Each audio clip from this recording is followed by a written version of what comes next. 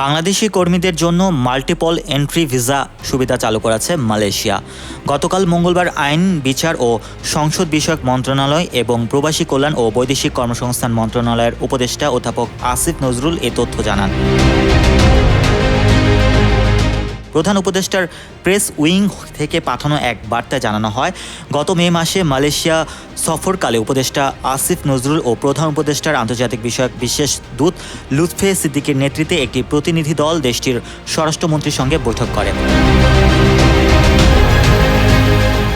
দেশটির স্বরাষ্ট্রমন্ত্রী দ্রুত এই সমস্যা সমাধানের আশ্বাস দিয়েছিলেন। এরপর থেকে প্রবাসী কল্যাণ মন্ত্রণালয় ও মালয়েশিয়ার বাংলাদেশের দূতাবাসের কর্মকর্তারা সার্বক্ষণিক যোগাযোগ রাখেন। অবশেষে 10 জুলাই প্রবাসী বাংলাদেশি কর্মীদের জন্য মাল্টিপল এন্ট্রি ভিসা সুবিধা চালু করে মালয়েশিয়া ইমিগ্রেশনের মহাপরিচালকের পক্ষ থেকে স্বাক্ষরিত একটি পরিপত্র জারি করা হয়েছে।